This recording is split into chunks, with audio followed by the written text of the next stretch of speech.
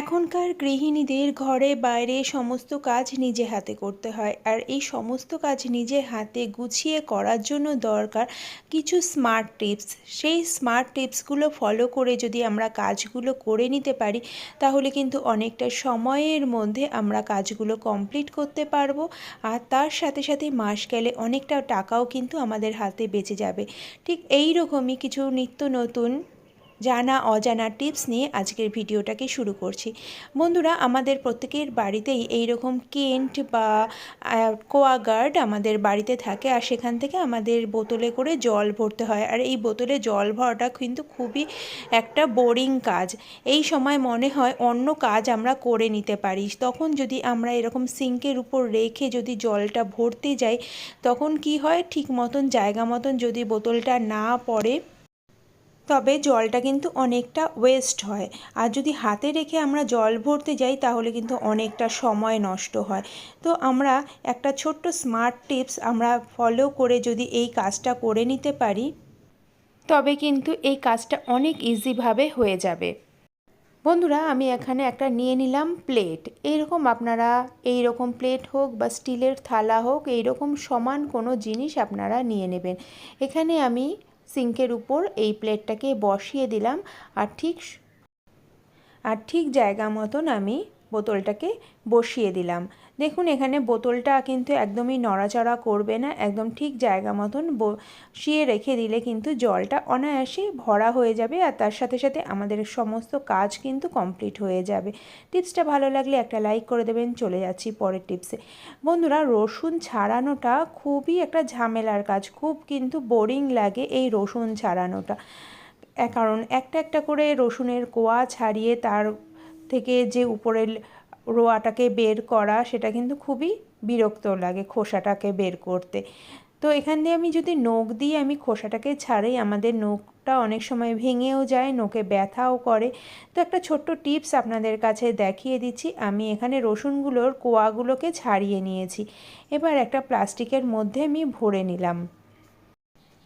এবার এখানে আমি একটা চা ছাঁকনি নিয়ে নিয়েছি। আপনারা চা ছাঁকনি নিতে পারেন, বা ভারী যে কোনো জিনিস দিয়ে যদি এইভাবে একটু হালকা হালকা করে আপনারা বাড়ি মেরে নেন, তাতে কি হবে, যে রসুনের থেকে যে খোসাটা আলগা হয়ে যাবে, তখন কিন্তু অনায়াসে আমরা এই খোসাটাকে বের করে দিতে পারবো।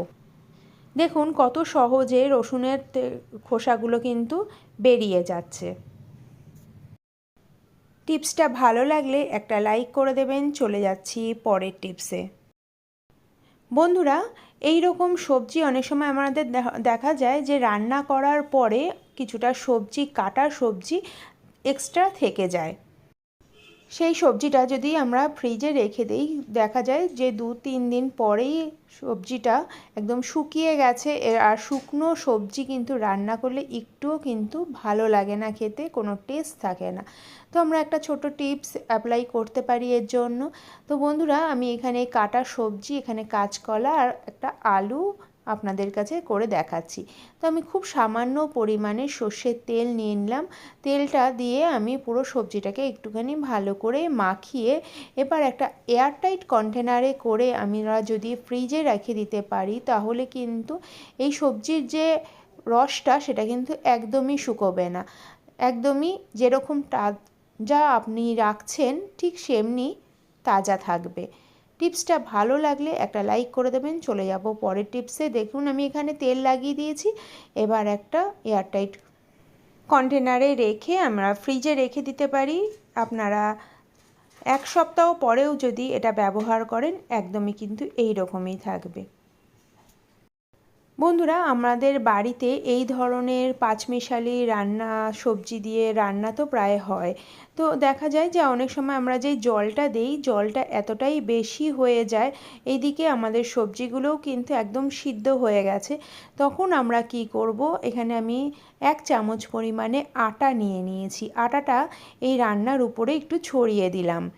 তারপরে এটাকে খুব ভালো করে নাড়াচাড়া করে একটু ফুটতে দিতে হবে। এবার ভালো করে নাড়াচাড়া করে নেওয়ার পরে দেখতেই পারছেন যেই এক্সট্রা যে জলটা ছিল, সেটা কিন্তু কত সহজে একদম শুকিয়ে গেল, আর বেশ রান্নাটার টেক্সচারটাও কিন্তু বেশ ভালো লাগছে দেখতে। টিপসটা ভালো লাগলে একটা লাইক করে দেবেন। চলে যাচ্ছি পরের টিপসে। বন্ধুরা, এখন যেই পরিমাণে গরম পড়েছে, দুধ আমরা যদি জাল দিয়ে এইভাবে রাখি তো আমাদের সাথে সাথেই কিন্তু ফ্রিজে রেখে দিতে হয়, কিন্তু আমাদের অনেক সময় দেখা যায় যে গরম দুধ আমরা তো ফ্রিজে রাখতে পারি না, কিন্তু বাইরেই অনেক সময় ভুল হয়ে যায় যে ফ্রিজে রাখার কথা ভুলে যাই। তখন আমরা কি করব, গরম দুধ থাকা অবস্থাতেই যদি 2-3টে এলাচ আমরা এই দুধের মধ্যে রেখে দিতে পারি, তাহলে যদি দুধটা অনেক বেশিক্ষণও যদি বাইরে থাকে ফ্রিজের বাইরে, তবেও কিন্তু দুধটা কিন্তু একদমই নষ্ট হবে না। তার সাথে দুধের মধ্যে কিন্তু একটা দারুণ গন্ধ বেরাবে। এই দুধ দিয়ে আপনারা চা খাবেন অথবা বাচ্চাদেরকে দুধ এমনি দেবেন, তাতেও কিন্তু তাদের টেস্ট কিন্তু অনেক বেশি ভালো লাগবে। টিপসটা ভালো লাগলে লাইক করে দেবেন। চলে যাচ্ছি পরের টিপসে।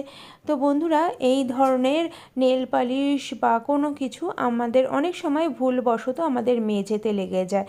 তো আমি আপনাদের কাছে লাগিয়ে দেখাচ্ছি এটা কি করবেন। হয়তো অনেক সময় বাচ্চারা দেয়ালে বা মেঝেতে এরকম কোনো পেন্ট লাগিয়ে দেয়, তখন কিন্তু দেখতেও ভালো লাগে না, আবার বাচ্চাদেরকে তো কিছু বলাও যায় না। এখানে আপনাদের কাছে যদি নেল রিমুভার না থাকে তবেও আপনারা কিভাবে এটাকে তুলবেন আপনাদের কাছে দেখিয়ে দিচ্ছি। বন্ধুরা, এখানে আমি নিয়ে নিয়েছি পারফিউম স্প্রে, একটু আমি করে দিলাম, করে একটা তুলো দিয়ে ভালো করে মুছে দেব। দেখুন কত সহজে শুধুমাত্র পারফিউম দিয়ে এই নেল পলিশটা একদম কিন্তু উঠে গেল, মেঝেটা কিন্তু একদমই পরিষ্কার হয়ে গেল। টিপসটি ভালো লাগলে একটা লাইক করে দেবেন। চলে যাচ্ছি পরের টিপসে। বন্ধুরা, আমাদের অনেক বাড়িতেই কিন্তু ওয়াশিং মেশিনে জামা কাপড় কাচা হয়। আমরা হাতের থেকে বেশি ওয়াশিং মেশিনে জামা কাপড় কাচতে বেশি পছন্দ করি। কিন্তু জানেন কি বন্ধুরা, এই যে ওয়াশিং মেশিনে আমরা যখন জামা কাপড় কাচি, এটা একদম কিন্তু সব জামা কাপড় একসঙ্গে দলা হয়ে যায়। আর এই দলা হয়ে যাওয়া জামা কাপড়গুলোকে যখন আমরা টেনে টেনে বার করি, এতে কিন্তু জামা কাপড় কোয়ালিটি কিন্তু খারাপ হয়ে যায়। এখানে কিন্তু অনেক দামি জামা কাপড় আমরা দিতে পারি না। কিন্তু একটা টিপস যদি ফলো করে আমরা এই কাজটাকে করতে পারি, তাহলে কিন্তু আমাদের অনেক দামি জামা কাপড়ও কিন্তু অনায়াসে কাচতে পারবো। কিন্তু জানেন তো বন্ধুরা, এইভাবে যদি দলা হয়ে যায়, তখন আমরা যদি জামা কাপড় টেনে টেনে বার করি, তখন জামা কাপড় কোয়ালিটি তো খারাপ হয়, তার সাথে সাথে ছিঁড়ে যাওয়ার কিন্তু ভয় থাকে। তো এখানে আমরা কি টিপস অ্যাপ্লাই করব আপনাদের কাছে দেখাচ্ছি। দেখুন, এখানে আমার জামা কাপড় কাচার আগে আমি আপনাদের কাছে দেখাচ্ছি, কিন্তু যখন জামা কাপড় কাচা হয়ে যায় সেটা কিন্তু একদম দলা হয়ে যায়, কারণ স্পিন হওয়ার সময় তখন কিন্তু এই জিনিসটা হয়। তো আমরা কি করতে পারি যার জন্য আমাদের এই রকম কোনো রকম প্রবলেমগুলো হবে না। তো বন্ধুরা, এখানে আমাদের অনেক ধরনের জামা কাপড় রয়েছে। তো সমস্ত জামা কাপড়ের ওয়েট হিসাবে যদি আমরা আলাদা আলাদা করে কাচতে দিই, তবে কিন্তু এইভাবে কখনোই সেই জামা কাপড়গুলো কিন্তু দলা পাকিয়ে যাবে না। আর আপনারা আপনাদের অনেক দামি জামা কাপড়ও কিন্তু ওয়াশিং মেশিনে ধুতে পারেন। দেখতেই পাচ্ছেন এখানে আমি একটা জিন্সগুলোকে আলাদা ধোবো, আবার যেগুলো হাফ প্যান্ট বা একদম সুতির জামা কাপড়, সেগুলো যখন হালকা হবে সেগুলোকে আমি আলাদা করে কাচতে পারবো। টিপসটা ভালো লাগলে একটা লাইক করে দেবেন। চলে যাচ্ছি পরের টিপসে। তো বন্ধুরা, আমরা যখন কোথাও বিয়ে বাড়ি হোক বা অনুষ্ঠান বাড়ি হোক আমরা যাই, তখন আমাদের তো খুব মেকআপ আমাদের করতে হয়, অথবা বাড়ির বাচ্চারা যখন ডান্সের প্রোগ্রাম করে তাদেরকেও কিন্তু অনেক মেকআপ লাগানো হয়। কিন্তু বন্ধুরা, এই মেকআপ তোলার জন্য আমাদের মার্কেটে তো কেমিক্যাল রয়েছে, কারণ মেকআপ রিমুভার রয়েছে। কিন্তু এই মেকআপ রিমুভার দিয়ে আপনারা বাড়ির বাচ্চাদেরকে কিন্তু কখনোই ব্যবহার করবেন না, কারণ ওটার মধ্যে রয়েছে প্রচণ্ড পরিমাণে কেমিক্যাল, সেটা বাড়ির বাচ্চাদের জন্য কিন্তু খুবই খারাপ। তো আমরা একদম সহজ একটা জিনিস দিয়ে এই মেকআপ তোলার পদ্ধতি আপনাদের কাছে দেখিয়ে দিচ্ছি। এই মেকআপ আপনারা যতই সাবান লাগান না কেন, এগুলো কিন্তু একদমই উঠতে চায় না। তো একটা সহজ হোম রেমেডি আপনাদের কাছে দেখিয়ে দিচ্ছি, যেটাতে আপনাদের স্কিনের কিন্তু কোনো রকমভাবে কোনো ক্ষতি হবে না। এখানে আমি নিয়ে নিচ্ছি কোকোনাট অয়েল। আপনারা যে কোনো কোকোনাট অয়েল আপনারা নিয়ে নেবেন। এখানে আমি এক হাতের মধ্যে সামান্য একটু নিয়ে নিলাম, নিয়ে এবার এই মেকআপের উপরে খুব ভালো করে মাসাজ করে নিচ্ছি। দেখতেই পাচ্ছেন মেকআপটা কিন্তু অনেকটা উঠে গেছে। এবার এটাকে ভালো করে যখন তেলটা আমার লাগানো হয়ে গেছে, এবার তুলো দিয়ে আমি এটাকে আপনাদের কাছে উঠিয়ে দেখাচ্ছি যে কতটা মেকআপ ছিল সেখান থেকে কতটা পরিষ্কার হয়ে গেল। দেখুন কত সহজে কোনো রকম কেমিক্যাল ছাড়াই আমাদের মেকআপ কিন্তু একদম উঠে গেল। দেখতেই পাচ্ছেন তুলোর মধ্যে কতটা মেকআপ উঠে এসছে। টিপসটা ভালো লাগলে একটা লাইক করে দেবেন। চলে যাচ্ছি পরের টিপসে। বন্ধুরা, এখন এতটাই গরম পড়েছে যে আমাদের এসি কুলার ছাড়া কিন্তু হচ্ছে না। এসি কুলার দিয়ে আমাদের বিছানাটা যদি একটু ঠান্ডা হয় তবে কিন্তু আমাদের ঘুমোতেও কিন্তু ভালো লাগে। কিন্তু বন্ধুরা, অনেক বাড়িতেই তো এসি বা কুলার নেই, তখন আমরা কি করব? আর আমাদের বিশেষ করে রাত্রের দিকে আমরা কিন্তু চাদরটাকে পাল্টে দিই। তো সেই রকমই আমি এখানে একটা সাদা রঙের চাদর নিয়েছি। আর বন্ধুরা মনে রাখবেন, গরমকালে যত হালকা কালারের আপনারা চাদর বা জামাকাপড় ব্যবহার করবেন তত ভালো।